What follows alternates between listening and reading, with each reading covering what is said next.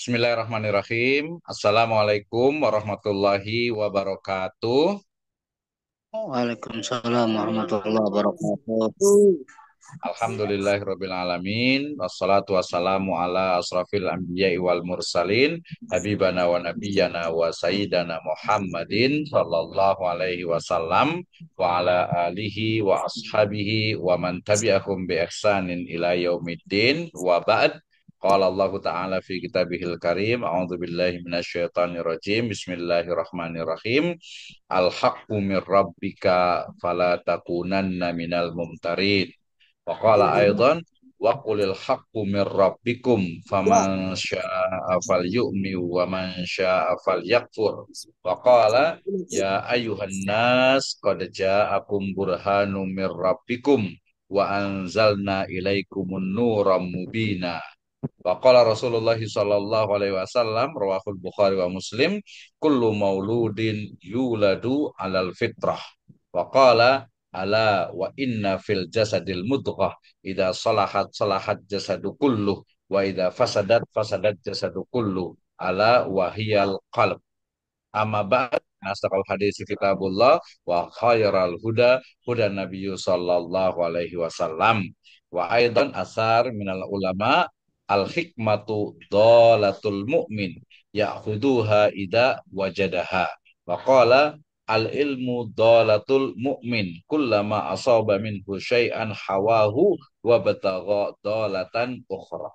Terima kasih untuk seluruh mahasiswa di program studi Sarjana Pendidikan Agama Islam Sekolah Tinggi Agama Islam Sirajul Falah Bogor ya. Di mata kuliah filsafat umum dan juga ilmu kita akan membahas hari ini terkait dengan bagaimana pemikiran filsafat Yunani dari filsafat alam hingga filsafat klasik ya, memahami evolusi pemikiran filsafat Yunani dari alam hingga eksistensi manusia. Bersama saya Dr. Misno MI MH MPT. Baik, saya awali dengan firman Allah Subhanahu wa taala dalam surat Al-Baqarah ayat ke-147 ya, al-haqqu mir rabbika fala takunanna minal mumtarin. Ya, waqala a'udzubillahi minasyaitonirrajim. Bismillahirrahmanirrahim. Al-haqqu mir rabbika fala takunanna minal mumtarin. Kebenaran itu adalah dari Rabbmu. Sebab itu janganlah sekali-kali kalian termasuk orang-orang yang ragu. Filsafat adalah ilmu mempelajari bagaimana mendapatkan kebenaran, bagaimana memperoleh atau mencapai sebuah kebenaran. Ya, dalam Islam kebenaran itu adalah datang dari Allah Subhanahu wa taala. Dalam surat Al-Kahfi dikatakan a'udzubillahi minasyaitonirrajim wa qulil haqqu mir rabbikum, dan katakanlah kebenaran itu datang dari Rabbmu. Faman syaa'a falyu'min wa man syaa'a falyakfur. Maka siapa saja yang ingin beriman, hendaklah ia beriman. Dan barang siapa yang ingin kafir, biarlah ia menjadi kafir. Artinya ada dua jalan, imma syakira wa imma kafuro. Jelas sekali ya. Jadi konteksnya bagaimana nanti filsafat Yunani, kemudian filsafat Islam itu ya menjadi salah satu dari cara berpikir seseorang. Kemudian dari sunnah nabawiyah, ya Rasul SAW pernah bersabda, kullu mauludin yuladu alal fitrah. Semua anak dilahirkan dalam keadaan fitrah.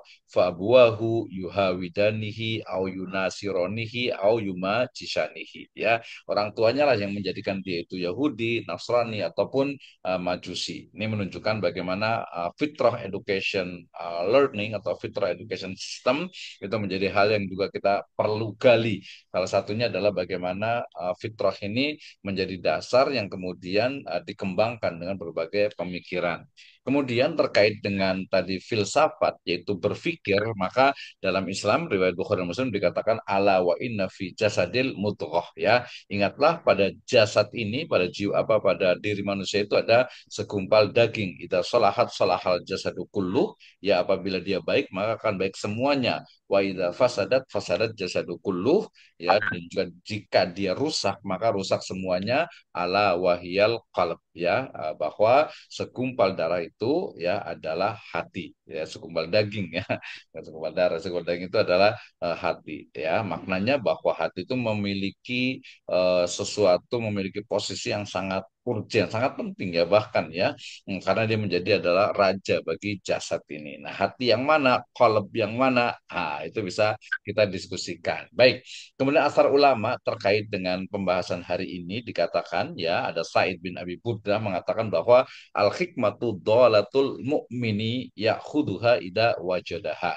Ya, hikmah itu adalah sesuatu yang hilang dari seorang mukmin, maka ia mengambilnya jika mendapatkannya. Maknanya bahwa ketika kita mendapatkan kebenaran dari Yunani, dari Persia, dari India, dari Cina, dari Eropa, ketika itu adalah sebuah kebenaran, ketika itu adalah sebuah kebaikan, maka itu ya diambil karena itu adalah milik dari kaum muslimin. Abdullah bin Ubaid juga berkata, al ilmu dhalatul mukmin. Ilmu itu suatu yang hilang dari seorang mukmin. Artinya milik seorang mukmin. Kullama asaba minhu syai'an, ya setiap kali ia mendapatkan sesuatu darinya, maka dikatakan apa? Wabtagha dhalatan ukhra. Ya, maka ia mengambilnya kemudian ia mencari yang lainnya, mencari yang lainnya lagi gitu ya. Maknanya bahwa ilmu itu ya memang milik kaum muslimin gitu ya. Jadi muslim itu harus mencari ilmu, mendapatkan ilmu, menambah ilmu, yang mengeksplor alam semesta untuk mendapatkan ilmu dan juga diri manusia itu sendiri. Baik. Ketika hari ini materi kita bicara tentang pemikiran filsafat Yunani, kita awali dengan bahwa Islam yang ya'lu wala yu'la alai, yang al yauma akmaltu lakum dinakum wa atmamtu alaikum ni'mati wa raditu lakumul islam dinan, itu sumbernya jelas farduhu ilallahi wa rasulih ya, yaitu ilallah, ila kitabillah wa ila sunnatin nabawiyah. Selain itu juga nanti ada dalil syariah, ada ijma, ada qiyas, ada istihsan, ada istishab, ada syar'u man qablana, ada qaulu sahabi, ada sandu dariyah, ada al-urf gitu ya, yang menjadi dasar dari Islam atau syariat Islam. Nah, kemudian ternyata syariat Islam itu berkembang ya, berkembang mengalami futuhat, pembukaan-pembukaan, tidak hanya di Hijaz, tidak hanya di Mekah, kemudian ke Madinah, kemudian ke Suriah, kemudian ke Mesir, kemudian ke Persia, ke Baghdad ya, sampai ke wilayah-wilayah yang lainnya. Nah, ketika memasuki Baghdad ya, utamanya pada masa daulah ya Bani Abbasiyah ya, setelah Bani Umayyah, maka di sana terjadi gerakan terjemahan dari buku-buku Yunani ya, termasuk juga ya bagaimana buku-buku Yunani yang mengandung ilmu filsafat itu diterjemahkan ke dalam bahasa Arab ya, sehingga kemudian muncullah pemikiran-pemikiran respon terhadap filsafat Yunani ya, berbasis keyakinan Islam ya. Muncullah di sana ada Al-Kindi, ada Al-Farabi ya, ada Ar-Razi, ada Al-Ghazali yang dan ulama-ulama yang lainnya yang merespon dan juga memberikan gagasan ide, gagasan-gagasan tentang filsafat berbasis pada ya keyakinan Islam yang kemudian nanti disebut dengan filsafat Islam. Tapi sebelum itu tentu kita harus memahami seperti apa sih sebenarnya filsafat Yunani itu ya. Nah, bagaimana juga sikap Islam terhadap filsafat Yunani. Baik, kita mulai dari awal adanya ya bukti-bukti dan juga literatur terkait dengan pemikiran dari filsafat Yunani ini ya. Diawali dengan apa yang disebut dengan filsafat alam, yaitu mencari arh ya, arhe gitu ya, mencari arh itu adalah sebab dari segala sebab, sumber dari segala sumber, awal dari segala awal ya. Kalau dalam filsafat Yunani saya juga ambil dari bukunya Pak Muhammad Hatta nih ya, Alam Pikiran Yunani, dan juga ada bukunya Profesor Dr. Ahmad Tafsir tentang filsafat juga ya.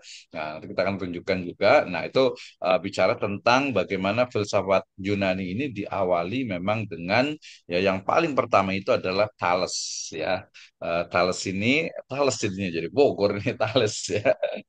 Ya, kayak Thales ini adalah seorang mikir awal di Yunani ini yang berpikir, dan beliau itu juga seorang apa pengembara ya, biasa naik kapal perahu gitu ya, kemudian juga berjalan ke beberapa berbagai wilayah terutama di Asia Kecil, Yunani, Mesir, dan wilayah-wilayah di sekitar sana ya, lokasi itu, sehingga kemudian salah satu pikirannya yang tercatat itu adalah bahwa air itu sebagai art ya, prinsip dasar segala hal. Jadi ketika melihat alam semesta ini, karena aliran ataupun lebih tepatnya itu pemikiran awal dalam filsafat Yunani itu adalah filsafat yang memikirkan tentang alam semesta. Jadi pertanyaan besarnya itu adalah apa sebenarnya yang menjadikan alam semesta ini? Apa sumber awal ya, awal dari awal adanya semesta ini? Maka kemudian Thales ini dia berjalan ya, kemudian melihat orang oh minum air gitu ya, kemudian ada mandi pakai air, kemudian makan juga masaknya pakai air juga gitu ya, ada airnya di sana gitu ya. Kemudian juga ketika berlayar lihat ini lautan luas sekali air semuanya gitu ya. Nah, sehingga kemudian ya teorinya mengatakan bahwa sumber asal dari segala sesuatu di alam semesta itu adalah air. Ya, sama juga manusia juga dalam beberapa riwayat menyebutkan juga sumbernya itu adalah ma, ya, ma atau alma atau air gitu ya. Bahkan sebuah ayat juga menyebutkan bahwasanya Allah Subhanahu wa taala itu menciptakan segala sesuatu itu adalah dari air ya. Jadi air itu menurut Thales itu adalah sumber dari alam semesta. Nah, kemudian ya pemikir berikutnya ada Anaximandros ya menyebutnya dengan apiron atau tak terbatas sebagai asal mula semua. Jadi kan gini, orang-orang Yunani awal itu kan berpikir tentang sebenarnya alam semesta itu seperti apa ya. Nah, yang digunakan itu adalah rasio atau logika. Kenapa? Karena pada waktu itu kita paham bahwa alam Yunani pada masa itu ya terikat dengan legenda, dengan dongeng, dengan dewa-dewa. Misalnya mereka ada dewa Zeus gitu ya, ada dewa apa Dewi Fortuna, ada dewa lautan ya Aqua, kemudian juga ada Apollo gitu ya. Ada Olympia juga ya, banyak sekali. Jadi mereka percaya dengan dewa-dewa. Bahkan di sana muncul misalnya matahari itu ya adalah bola api yang ditarik ya atau yang diperjalankan oleh seorang dewa. Kemudian lautan itu air itu ada dewanya, gunung-gunung ada dewanya, api ada dewanya. Kemudian semesta ini ya paling tinggi itu Zeus itu ya dewa dari pencipta semesta ini gitu ya. Nah, itu kan sebuah dongeng gitu ya, sebuah dongeng, sebuah legenda. Sehingga kemudian pemikir-pemikir itu berpikir sebenarnya betul tidak dewa itu menciptakan alam semesta ini? Ya berpikir, jadi menggunakan logika, kan menggunakan rasionya. Sehingga Thales mengatakan, oh bukan dewa, itu sumber dari segala itu adalah air. Atau mungkin Anaximenes menyebutkan bahwa udara, ya spirit, bukan spirit ya, ruh gitu ya, udara termasuk ruh dia sebagai esensi dari sumber kehidupan. Kenapa? Karena manusia itu kalau tanpa ruh, tanpa udara, ya mati gitu ya. Pasti dia menjadi hanya mayat saja. Nah, ini adalah filsafat alam. Jadi mencari ya, mencari sumber dari alam semesta ini. Ya, kenapa? Ya, kita wajar juga, kita bisa pahami juga bahwa kenapa? Karena memang di Yunani itu kan dalam riwayat banyak menyebutkan itu tidak ada nabi dan rasul gitu ya, sehingga tidak ada nabi dan rasul yang diutus ke sana, sehingga kemudian ya mereka mikir sebenarnya Tuhan itu kayak seperti apa sih, ya alam semesta itu seperti apa sebenarnya gitu ya. Karena apa? Karena muncul juga misalnya legenda bahwasanya dunia itu berada di atas penyu gitu ya, di atas punggung seekor penyu gitu yang berenang apa ya, yang berenang ya, kalau penyu berenang gitu ya. Kemudian kalau di beberapa peradaban juga dunia ini adalah berada di atas istilahnya itu apa gajah gitu ada juga ya. Demikian juga mungkin kalau dulu kalau kita dengar gempa gitu ya, katanya kalau gempa itu adalah karena naga yang ada di bawah bumi itu dia sedang bergerak atau berjalan gitu ya. Nah itu kan legenda-legenda. Ya kalau di Indonesia lebih banyak lagi. Misalnya kalau di Jawa Barat kita mengenal ada Gunung Tangkuban Perahu gitu ya. Oh, Gunung Tangkuban Perahu itu adalah karena sangkuriangnya itu marah gitu sehingga kapal itu kemudian ditendang, kemudian tertelungkup gitu ya menjadi gunung Tangkuban Perahu gitu ya. Nah, itu kan betul tidak ya? Nah, itu menyebutnya adalah legenda. Jadi kenapa muncul pemikiran filsafat di Yunani? Mereka ingin melepaskan diri dari legenda, dari mitos, dari dongeng yang kebenarannya itu diragukan, ya kebenarannya diragukan ya. Nah, maka mereka muncullah itu mulai dari filsafat alam berpikir tentang alam semesta ini ya. Nanti kalau kita ambil dari Islam misalnya ya kisahnya Nabi Ibrahim alaihi salam ya, ketika beliau melihat bintang, oh ini hada Robbi, ini penciptaku nih, bintang nih apa namanya berkelipan di ruang angkasa. Ya, kemudian tiba-tiba muncul lagi ya bulan. Oh, ini lebih bagus nih, bulat lebih besar gitu. Ini Robku, ini Tuhanku gitu ya. Kemudian paginya muncul lagi matahari. Hada Robbi, hada Akbar. Ini matahari lebih besar lagi nih. Ini Tuhan kita nih. Ternyata kemudian sorenya mataharinya itu apa tenggelam. Wah, saya nggak suka nih. Masa Tuhan hilang gitu ya. Nah, mau ini wajah Tuhan syalilladzi fataras samawati wal ard ya. Jadi Allah Subhanahu wa taala memberikan petunjuk kepada Nabi Ibrahim bahwasanya Tuhan itu ya Rabbus samawati wal ard ya pencipta langit dan bumi. Siapa? Ya kalau dalam jelas Allah Subhanahu wa taala. Kalau di filsafat Yunani ketika mereka bicara tentang Tuhan, ya pokoknya sebab dari segala sesuatu, awal dari segala sesuatu, prima causa ya, yang menjadi prime ya utama ya usul asal dari penyebab itu mereka menyebutnya dengan apa istilah prima causa. Nah ini adalah filsafat alam. Jadi mereka berpikir salah nggak?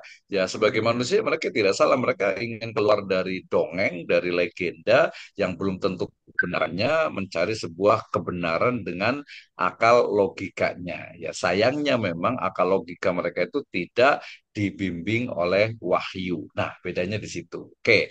Nah, kemudian muncul juga Pitagoras dengan angka-angkanya. Sampai sekarang kita mengenal rumusnya Pitagoras yang menyebutkan bahwa angka itu sebagai dasar. Ya, kenapa? Karena semua berasal dari angka menurut Pitagoras, numbers gitu ya. Jadi alam semesta ini muncul itu dari adanya angka-angka yang bersambung yang terkonstruk menjadi sebuah fenomena alam. Kontribusinya ya dari matematika sekarang. Kenapa? Satu ditambah satu itu sama dengan dua gitu ya. Kenapa kemudian segitiga sama kaki misalnya gitu ya. Kemudian juga jajan genjang dan sebagainya itu memiliki apa istilahnya itu rumus-rumus yang istilahnya itu bisa dibuktikan kebenarannya. Ya, nah ini bisa dilihat termasuk juga mungkin musik sebagai ilmu harmoni nanti dikembangkan oleh Al-Farabi juga dalam Islam, bagaimana itu juga berpengaruh terhadap jiwa manusia. Jadi teorema Pitagoras itu menjadi salah satu prinsip matematika yang paling berpengaruh sejak zaman dulu ya berarti kurang lebih 2000 tahun yang lalu bukan 2000 ya ya bahkan 4000 tahun yang lalu ya. Oke, ini kaitan dengan Pitagoras dan juga angka. Jadi pertama tadi ada Thales, ada Anaximandros, ada Anaximenes, Pitagoras, kemudian Heraklitus ya. Ini Heraklitus itu melihat juga bagaimana perubahan ya, bagaimana manusia itu dari mulai bayi, kemudian anak-anak, kemudian remaja, kemudian pemuda, kemudian dewasa, kemudian tua, kemudian meninggal gitu ya. Kemudian juga adanya pagi, adanya siang, adanya hujan, adanya petir gitu ya. Jadi selalu terjadi perubahan. Nah, kemudian makanya teorinya dia adalah mengatakan bahwa perubahan itu adalah sesuatu yang abadi gitu ya. Katanya kalau ada istilah itu semua sudah berubah, hanya satu yang tidak berubah yaitu perubahan itu sendiri gitu ya. Jadi perubahan yang abadi ya dengan teorinya Pantarei.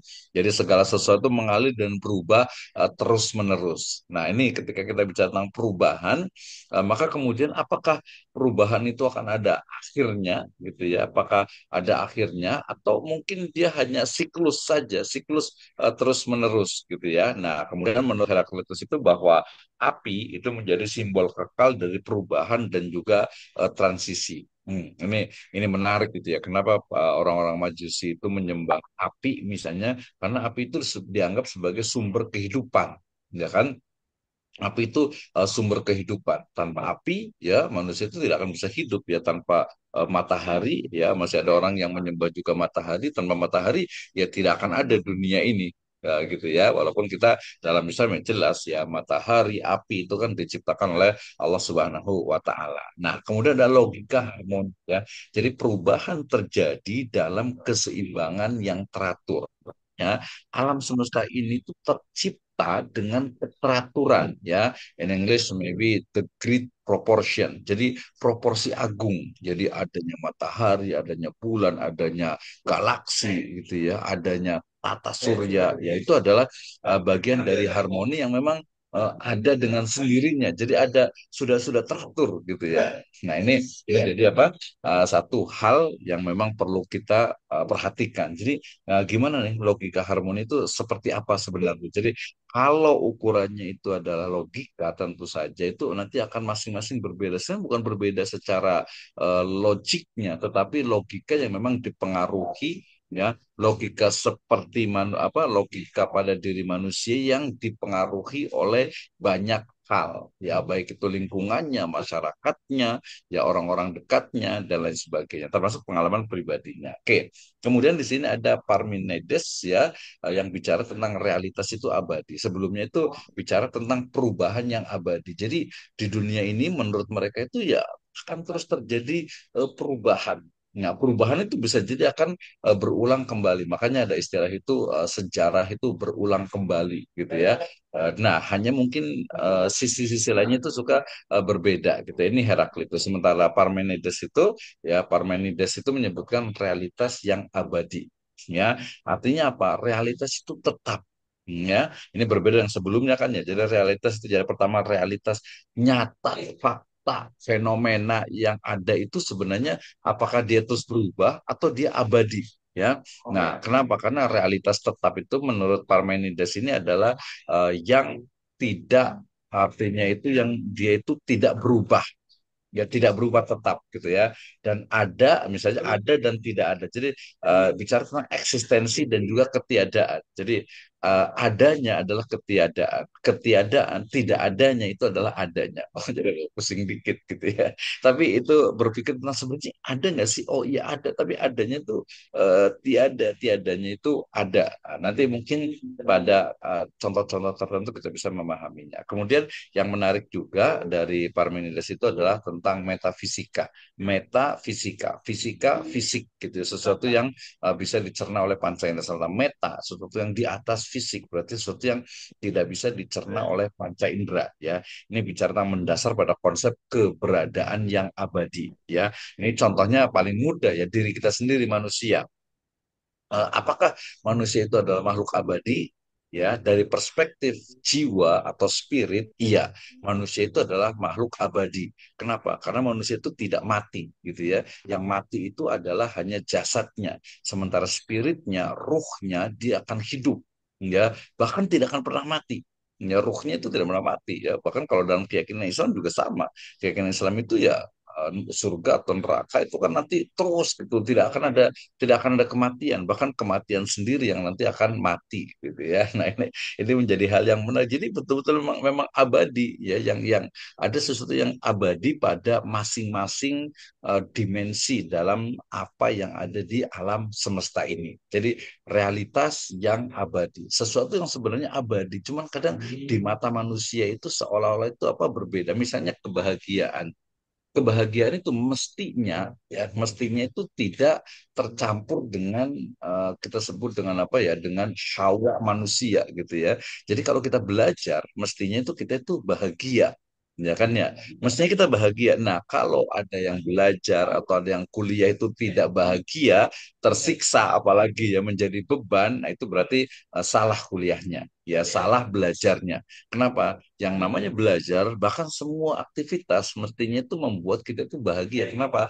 Karena bahagia itu adalah sesuatu yang mestinya diciptakan, ya tidak terpengaruh ya tidak terpengaruh secara secara mayoritas secara porsinya besar itu dari berbagai yang ada misalnya orang sakitan gitu ya atau mungkin hidupnya itu kesusahan gitu ya nah ketika dia kemudian terjebak di situ maka kebahagiaan itu akan sulit didapat ya tapi kalau kebahagiaan itu ternyata kita ciptakan ya kita bersyukur dengan yang ada dengan mungkin ada yang tertimpa penyakit gitu ya atau mungkin kekurangan wanasi minal amwali wal amfusi was samarot misalnya gitu ya yaitu adalah sebuah realita yang jangan sampai itu menjadi penyebab kita itu tidak bahagia jadi metafisika ini lebih kepada konsep keberadaan yang abadi sesuatu yang memang di luar ya panca indera yang mungkin tidak bisa dicerna oleh panca indera, tidak bisa dilihat, tidak bisa didengar, tidak bisa dirasakan, tidak bisa dibaui gitu ya.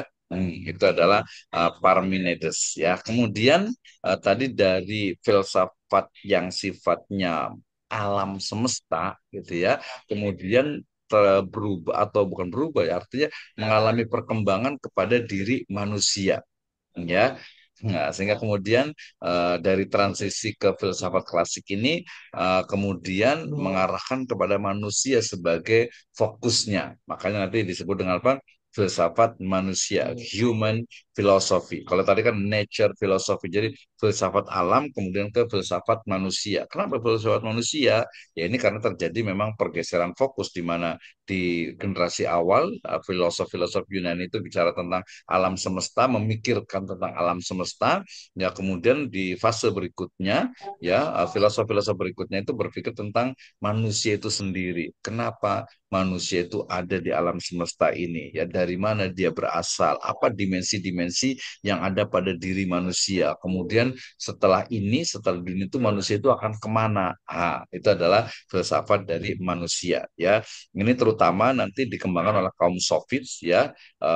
Mereka memiliki ke karakternya yaitu pelopor dari retorika dan juga relativisme pemikiran. Relativisme itu pemikiran itu artinya setiap orang yang berpikir itu mungkin benar, mungkin salah. Ya, kalaupun dia benar, maka kebenaran itu bisa jadi nanti akan ada kebenaran yang lainnya. Karena kebenaran itu kadang terikat dengan waktu, zaman, dan juga tempat. Gitu ya. Itu relativisme pemikiran. Jadi ini yang berbeda titik kritis antara filsafat dengan agama. Kenapa? Kalau agama ya Islam gitu ya kan jelas tadi al-haqqu mir rabbika fala takunanna minal mumtarin. Kebenaran itu datang dari Allah Subhanahu wa taala jadi pasti yang datang dari Allah Subhanahu wa taala itu pasti benar. Nah, sementara kalau dalam pikiran dari kaum sofis itu kebenaran itu ya sesuatu yang relatif. Menurut Anda benar, menurut saya bisa jadi salah. Nah, jadi ukurannya apa? Ukurannya adalah nalar, logik atau logika gitu ya, termasuk juga nanti penggunaan dari retorika bahasa. Oke ya. Nah, kaum sofis ini ya tadi saya sebutnya dengan retorika dan relativisme ya, mereka menyebutkan bahwasanya misalnya Protagoras, bukan Pitagoras ya beda ya. Protagoras itu menyebutnya manusia adalah ukuran segala sesuatu. Wah, ini nanti akan masuk ke pemikiran Islam di kalangan apa Mu'tazilah ya di mana ya ukuran kebenaran itu manusia. Manusia punya apa? Ya manusia punya akal, manusia punya alat untuk berpikir ya. Yaitu mungkin kalau prosesnya itu bisa otak gitu ya, al-muf atau nanti dari sisi rasa itu ada al-qalb, yaitu ada banyak debat tuh tentang otak gitu ya, tentang otak, tentang alat untuk berpikir gitu ya, dan juga qalb dalam Islam. Qalb, makanya tadi saya bawakan ala wa inna fi jasadil mudghah idza salahat salahat jasadu kullu wa idza fasadat fasadat jasadu kullu ala wahiyal qalb ya. Nanti kita antara kolbu ya dengan akal itu di mana sih apa hubungannya. Nanti boleh saya tanyakan juga nih. Nah, kemudian ada Gorgias juga menyebut bahwa menolak kebenaran objektif dan fokus pada persuasi. Jadi kadang kebenaran itu ya ini ukurannya itu berbeda-beda ya. Nanti ada kebenaran yang sifatnya tadi teologis, ada kebenaran yang sifatnya itu adalah positivisme, ada post positivisme, ya ada kebenaran yang sifatnya itu otoritatif. Nanti boleh baca buku saya tentang filsafat keilmuan juga tuh di apa metode penelitian hukum Islam juga ada itu terkait dengan ukuran standar kebenaran. Jadi kebenaran itu seperti apa sih? Ya jawabannya adalah kebenaran itu ada yang sifatnya positivisme atau yang kita sebut dengan kebenaran ilmiah, ya kebenaran sains. Yang kedua adalah kebenaran alamiah, kebenaran fenomena yang ada di semesta, dan juga ada kebenaran ilahiyah, kebenaran yang didasarkan kepada agama. Apakah ketiganya ini saling berkonfrontasi? Ya, nah sebagian iya, sebagian akan bergesekan, sebagian juga memiliki akar yang sama. Apakah agama semua sama dengan sains? Tidak. Ya, kenapa? Karena sains itu dia relatif, sementara agama itu adalah qot'i. Nah, relatif itu dalam bahasa agama itu berarti zonni ya. Sains adalah zonni, sementara agama itu adalah qot'i. Ya, kalau agama yang zonni itu adalah agama yang sifatnya itu interpretasi, bukan teks suci yang sudah qot'i, yang sudah clear, yang sudah jelas. Misalnya ada kata-kata fa'lam annahu la ilaha illallah. Ketahuilah bahwasanya tidak ada ilah, tidak ada Tuhan, tidak ada sesembahan kecuali Allah. Itu sudah baku tuh. Jadi ketika ada mengatakan, oh Tuhan itu tiga, oh ada unsur-unsur lain dari Tuhan, oh ada bisa bersatu nih antara Tuhan dengan hamba manunggalin kawulan Gusti misalnya itu adalah pemikiran manusia. Ya itu yang disebut dengan apa teori sehingga kemudian kritik dari terhadap kaum sofis ini adalah relativisme dianggap melemahkan dari kebenaran universal. Jadi ada satu kebenaran yang memang itu memang memang benar gitu sudah diakui gitu ya sudah diakui gitu ya. Itu biasanya kaitan dengan agama dan juga sains misalnya gitu. Nah itu bisa dibuktikan itu ya secara terus menerus gitu ya. Jadi relativisme tadi itu kan kebenaran yang sifatnya itu beragam dan sifatnya tidak satu dan relatif ya bisa benar bisa salah gitu ya. Tapi ini bertentangan dengan ada kebenaran universal. Apa itu kebenaran universal? Kebenaran universal ya misalnya adalah kebenaran yang memang itu diakui secara global. Misalnya ya membunuh orang itu ya nggak boleh gitu ya. Menyakiti orang, melukai orang itu ya nggak boleh ya kalau nggak ada sebab itu kan jelas tuh gitu ya. Tapi ada beberapa mungkin dulu ya peradaban itu atau sekarang juga ada juga nih yang kemudian membunuh ya dengan berbagai cara menghilangkan nyawa orang lain. Itu kan jelas tuh ya. Kemudian misalnya membunuh anak-anak misalnya, jadi membunuh terus gitu ya, membunuh, melukai gitu ya, termasuk juga apa trafficking, kejahatan trafficking, jual beli manusia gitu ya, itu kan jelas tuh. Gitu ya. Jadi itu adalah kebenaran ya. Kemudian kalau mamanya tadi dasarnya adalah relativisme misalnya, dia kan oh berarti itu tergantung tergantung orangnya. Tidak bisa seperti itu ya, tidak bisa seperti itu. Mestinya bahwa kebenaran itu memang ada yang relatif dan juga ada yang universal. Kalau dalam Islam, kebenaran itu ada yang sifatnya qat'i. Ya, kebenaran yang qat'i itu adalah kebenaran yang memang teksnya, ya, ijma'nya itu sudah jelas. Sementara ada kebenaran yang sifatnya itu doni, yang teksnya itu tidak khusus gitu ya. Dia sifatnya masih multi interpretatif dan juga itu adalah pendapat dari para ulama gitu ya. Makanya kalau dalam Islam itu ada istilah kulluna rodun mardudun. Setiap kita itu bisa di apa? Bisa diterima dan juga bisa ditolak pendapatnya illa sahibu hadal kabar kecuali penghuni kubur ini yaitu Kanjeng Nabi Muhammad Shallallahu Alaihi Wasallam. Artinya itu kan ada yang relatif, ada yang qat'i. Yang relatifnya itu adalah kuluna setiap kita manusia gitu ya. Yang qat'i itu adalah Nabi Shallallahu Alaihi Wasallam yang maksum dan juga teks Al-Quran yang juga memang sifatnya itu adalah qat'i. Nah, baik ya. Ini adalah pemikiran dari kaum sofis. Berikutnya, ada tiga ya tiga pemikir di filsafat Yunani yang sangat terkenal yaitu ada Socrates pertama, ada kedua adalah Plato dan yang ketiga adalah Aristoteles ya. Ini tiga ini yang paling utama ya, yang paling utama di istilahnya itu apa dikembangkan ya. Yang paling utama dikembangkan oleh atau yang ada di Yunani sana gitu ya. Jadi kita betul-betul perlu mempelajarinya ya. Jadi pertama adalah Socrates. Jadi Socrates ini cara berpikirnya atau hasil pemikirannya itu adalah mencari kebenaran melalui dialog, ya ngobrol. Makanya nanti ada silogisme, ya. Kenapa? Karena mencari kebenaran itu misalnya karakternya adalah kenali dirimu, ya. Jadi pentingnya pemahaman diri dan moralitas. Makanya kalau dalam bahasa Arab itu ada istilah man ana, gitu ya. Man ana, siapa saya? Ya, saya itu siapa gitu ya. Bukan hanya nama tapi hakikat dari diri. Jadi ketika ditanya siapa Anda, ya, saya Abdurrahman misalnya gitu ya. Itu nama, tapi hakikat diri Anda itu siapa? Kalau dalam Islam mungkin ya saya ciptaan Allah Subhanahu wa taala, saya hamba Abdullah, Abdurrahman tadi makanya gitu ya, hamba Allah Subhanahu wa taala. Tapi kan yang ditanya itu tidak hanya satu. Gimana kalau ditanya itu ke agama yang lainnya? Nah, yang ada ditanya oleh Socrates ini kan orang-orang yang ada di Athena, yang ada di Asia kecil gitu ya, Asia Minor. Nah, ketika ditanya pentingnya pemahaman diri dan moralitas. Moralitas ini lebih beragam lagi ya.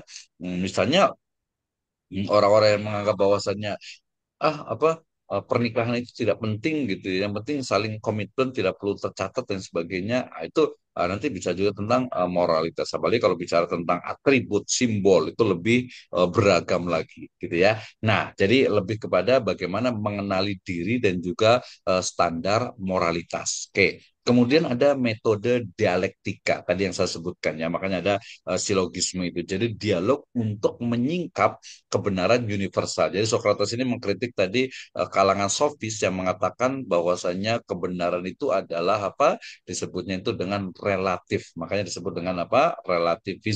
Relativisme gitu ya. Jadi metode dialektika bertanya, kemudian nanti apa sih yang sebenarnya dipahami dari alam semesta, dari manusia, kemudian kita akan kemana? Ah, ini menarik ya. Nanti kalau dalam riset itu nanti ya survei ya, interview secara mendalam gitu ya. Kemudian juga nanti ada kalau diperlukan untuk kuesioner misalnya di kuantitatif itu menarik. Nah, sayangnya ini sama dengan beberapa tokoh Islam juga ya. Akhirnya Socrates itu juga dihukum mati dengan disuruh meminum apa racun gitu ya waktu itu gitu ya. Jadi biasa kalau pemikir itu kadang memang sedikit kontroversi karena memang dia beyond the time gitu ya. Jadi lebih maju ke depan dari masanya. Padahal Socrates ini sebenarnya ingin mencari sebuah kebenaran, mencari sebuah hakikat diri dan juga ukuran moralitas pada waktu itu. Oke ya, secara itu dulu. Nah, kemudian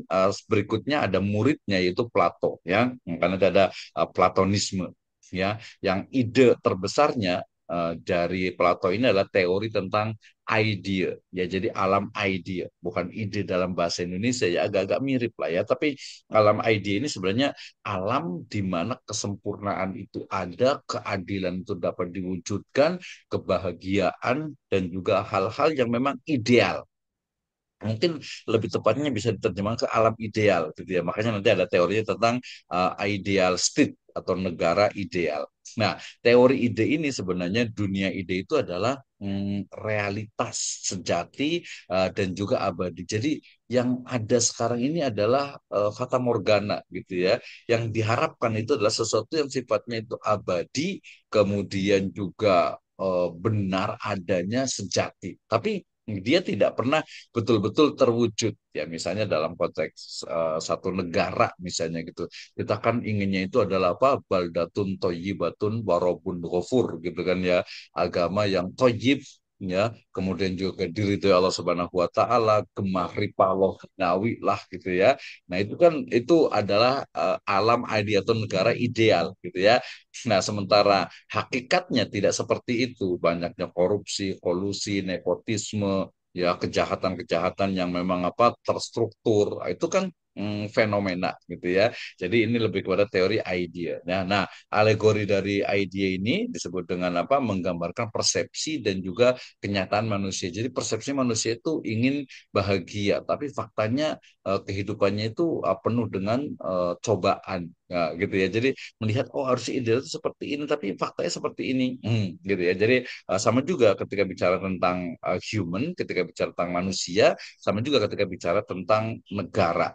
Makanya konsep atau teori negara ideal itu adalah pemikiran tentang keadilan dan pemerintahan terbaik ya. Makanya muncul yang sampai sekarang itu adalah demokrasi ya, demos dengan kratos. Kenapa? Karena ya menganggap bahwa negara yang bagus, yang ideal itu adalah yang memang dibangun dari berbagai kepentingan.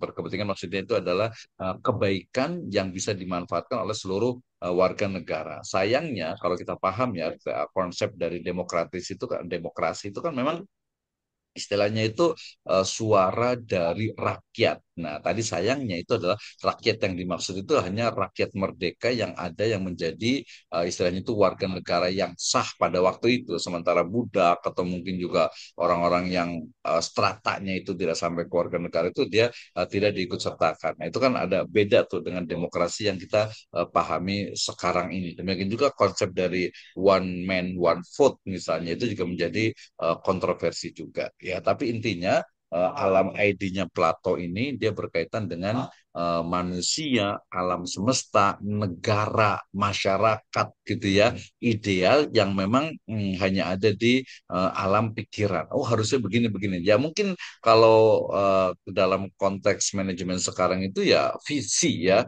vision ke arah visi yang diharapkan tuh seperti ini. Walaupun menuju visi itu ya memang perlu waktu, biaya, pengorbanan dan lain sebagainya. Ya, ini adalah teori ID-nya Plato. Kemudian yang cukup terkenal dan ini sangat berpengaruh nanti pada penerjemahan di masanya Bani Abbasiyah itu adalah Aristoteles. Aristoteles ya Aristo ini nih ya.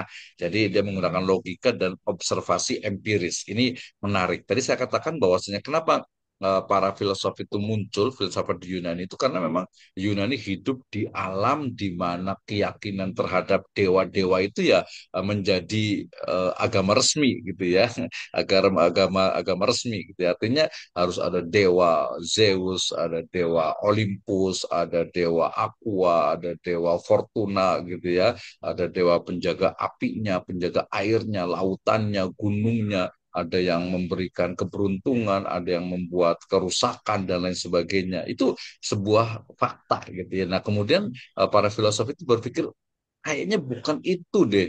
Bukan itu yang benar gitu ya, bukan itu yang benar. Misalnya sekarang nih, misalnya sekarang itu kalau kita kan alhamdulillah ya kita muslim gitu kan. Kok ada ya orang menyembah misalnya itu matahari gitu ya. Kok matahari disembah padahal dia kan alam gitu ya. Ya karena memang dari dulunya itu matahari itu dianggap sebagai sumber kehidupan gitu ya. Maka kemudian budaya lah gitu ya. Maka nanti disebut dengan agama Ardi ya, beda dengan agama Samawi gitu ya. Nah, ini juga sama gitu ya. Aristoteles itu mencoba membangun logika dan juga observasi empiris. Jadi kebenaran yang didasarkan kepada sesuatu yang bisa dicerna oleh panca indera. Ya, tadi lanjutan dari logika silogismenya sebelumnya ya, yaitu dasar logika formal dan penalaran kritis gitu ya. Ini benar tidak? Apa dasarnya? Mana buktinya? Misalnya kalau tadi dikatakan alam semesta ini diciptakan oleh Zeus misalnya. Zeus itu siapa? Kapan munculnya? Seperti apa sebenarnya? Apakah sebelum Yunani itu ada peradaban yang lainnya? Apakah ada peradaban yang lebih tua lagi? Nah, kemudian bagaimana? Bagaimana? Jadi dipikirkan, gitu ya. Kemudian dalam bentuk observasi empiris di mana ilmu pengetahuan itu harus didasarkan kepada experience, kepada pengalaman, kepada sesuatu yang memang dicerna oleh panca indera. Ya dulu pernah kita sampaikan ya bahwa ketika kita mengatakan air laut itu warnanya apa? Oh, warnanya biru gitu ya. Tapi ketika kita datang ke laut gitu ya, ke samudera gitu ya, ternyata kalau kita lihat dekat, oh airnya bukan biru nih. Oh, maka muncul lagi, oh birunya laut itu adalah karena bias dari langit yang warnanya biru. Oh, berarti langit warnanya biru gitu kan ya. Tapi kemudian kita naik pesawat misalnya kelihat ke langit ke sana ternyata langit itu juga bukan warna biru. Maka muncullah bagaimana ternyata warna biru itu adalah muncul dari keterbatasan pandangan manusia. Seperti itu gitu ya. Itu sebuah kebenaran. Kemudian nanti kebenaran yang lainnya ya kemarin tuh sempat ya ramai bumi itu sebenarnya seperti apa sih? Apakah yang paling banyak memakan korban itu misalnya Galilea Galilei itu adalah apakah bumi itu menjadi pusat tata surya atau heliosentris matahari atau manusia sebagai mikrokosmos gitu ya. Yang mana nih terus gimana nih kalau bumi itu memang berputar gitu ya, kemudian gimana tata surya, bagaimana galaksi, oh, itu lebih luas lagi. Bahkan dalam diri kita sendiri, manusia itu sendiri juga perlu dicari kebenarannya. Kenapa manusia itu bisa membunuh orang lain, mengorbankan orang lain. Ya, belum lagi nanti ada metafisika yang kemudian juga menjadi objek kajian juga. Ya, jadi Aristoteles ini memang lebih rasional ya, dan juga lebih mengutamakan empirisme, sesuatu yang ya semuanya mesti terlihat, semuanya mesti bisa dicerna, semua mesti bisa dilihat, dirasakan, didengar. Yang tidak ada ya berarti bukan science. Nah, disinilah tadi kita akan menemukan antara kebenaran ilmiah sains, kebenaran alamiah post-positivism dengan kebenaran ilahiyah di dalam agama.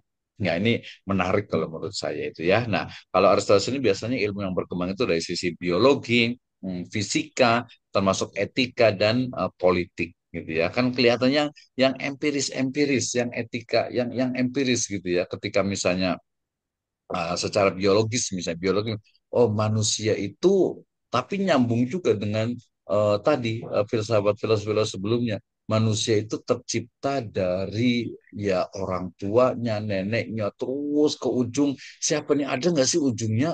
Oh, dia nggak percaya dengan agama. Kalau itu kan Islam dalam makna khusus itu belum ada di Yunani gitu ya. Walaupun ada mengatakan bahwasanya Aristoteles bisa belajar kepada Luqman Al-Hakim, ya, the philosopher Al-Hakim, Lukman yang ada di Egypt, yang ada di Mesir itu perlu juga dicari kebenarannya, gitu ya. Sehingga kemudian apa? Ya manusia itu akhirnya, oh, ini satu sebab akibat yang terjadi terus menerus. Nah, maka muncullah nanti kemudian ideologi yang disebut dengan ada empirisme dan juga materialisme. Ya, materialisme itu bukan materialis uang, bukan hanya itu. Tapi materialisme itu adalah ideologi atau keyakinan yang mendasarkan segala sesuatu itu bersumber dari materi. Ya, sumber dari puncak materi itu apa? Gitu ya. Apakah dia siklus terus menerus gitu atau mungkin ya nggak ada habisnya. Makanya kemudian Charles Darwin kemudian berpikir bahwasanya oh manusia itu ya hasil dari evolusi selama jutaan tahun. Ya, krokodil misalnya, buaya itu ya hasil evolusi dari terus jutaan tahun. Apakah nanti evolusi akan berlangsung? Iya, dia akan terus berlangsung. Kenapa? Karena nggak mau, tidak mau dan tidak suka dengan istilah penciptaan dari Tuhan, gitu ya, nggak ada gitu ya. Bahkan beberapa paham ideologi mengatakan ya the God was dead, gitu ya, Tuhan itu sudah mati gitu ya, Tuhan itu sudah mati. Kenapa? Karena ya sudah nggak ada lagi, yang ada adalah sains atau ilmu pengetahuan. Makanya kita harus hati-hati ini antara kebenaran ilmiah, kebenaran alamiah, dan kebenaran ilahiyah. Termasuk juga etika, ya, termasuk nanti ada dalam kajian filsafat juga ada estetika, gitu ya, etika estetika, gitu ya. Misalnya ketika orang Islam mengatakan yang rapi itu ya pakai hijab, gitu ya. Oh, kalau orang mengatakan enggak, pakai hijab itu mau menyelubungi apa, menutup diri perempuan misalnya, itu karena perspektif paradigmanya itu dia berbeda. Warisannya ini sangat kentara sekali dari empirisme ini di dunia sains, ilmu pengetahuan di Western saat ini, di mana misalnya kebenaran itu selalu diukur dengan angka, ya, numbers. Kemudian kedua, kebenaran itu adalah sesuatu yang bisa dicerna oleh panca indera. Kalau tidak bisa dicerna ya secara umum, maka itu bukan kebenaran. Ya, walaupun mungkin dalam dunia hiburan itu ya muncul misalnya kebenaran tentang spirit, souls, ya, ruh, tentang jiwa manusia. Ini manusia bener nggak sih ada jiwanya? Terus kalau mati itu, kalau meninggal itu ya jasadnya dikubur, kemudian spiritnya, soulnya, jiwanya, rohnya itu dia masih tetap ada. Kemudian gimana nih kaitan dengan korin atau mungkin dengan jin? Ya itu nggak ada gitu menurut mereka. Kenapa? Karena itu tidak bisa dicerna oleh panca. Kalaupun ada itu hanya pengalaman psikologi dari manusia itu sendiri. Karena nanti muncul juga disiplin ilmu psikologi. Misalnya bener nggak sih orang itu bisa kesurupan gitu ya, atau mungkin tuh kondisi psikologi orang itu sehingga kemudian mungkin suaranya berubah, kemudian juga mungkin tindak tanduknya itu berbeda dengan aslinya. Nah itu kajian tentang nanti masuk ke dalam epistemologi Islam, gitu ya. Sampai hari ini kemarin saya komunikasi dengan salah satu profesor, saya bertanya gimana paham materialisme dengan empirisme di Western sana. Ya masih sama, tidak ada perubahan, bahwasanya kebenaran itu adalah sesuatu yang bisa dicerna oleh panca indera. Sesuatu yang tidak bisa dicerna, ya itu bukan kebenaran, itu bukan sains, itu bukan ilmu pengetahuan, termasuk juga agama menurut mereka.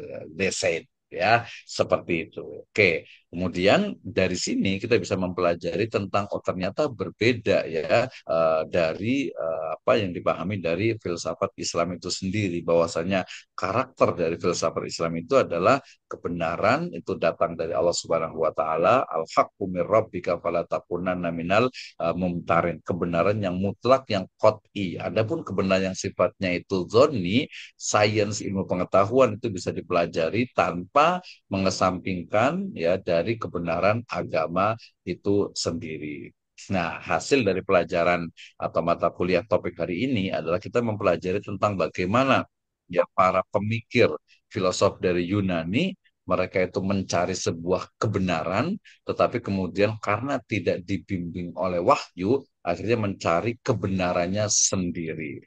Nah, ya, itu pembahasan kita pemikiran filsafat Yunani dari filsafat alam hingga filsafat klasik. Kita belum bicara tentang perkembangan yang ada sekarang ini, misalnya paham stoikism, ya, stoikisme gitu ya, bagaimana ternyata itu juga muncul ada berkembang saat ini, terutama nanti berbagai cara berpikir, perspektif, sudut pandang, paradigma, worldview yang ada di sekitar kita ini, ya, termasuk juga masuk ke dalam pemikiran dari umat Islam itu sendiri, ya, tadi misalnya tentang sesuatu yang tidak bisa dicerna oleh panca panca indera itu bukan ilmu, ya. Nah, akhirnya nanti memisahkan antara kebenaran agama dengan kebenaran sains. Bahkan beberapa kasus itu seolah itu agama itu dia hanya ya dongeng saja gitu ya. Dongeng terutama sesuatu yang goib. Misalnya dekat dengan kita ada korin, ada jin, ada malaikat, ada azab kubur, ada surga, ada neraka dan sebagainya. Nah, itu menjadi bagian dari kajian dalam filsafat Islam.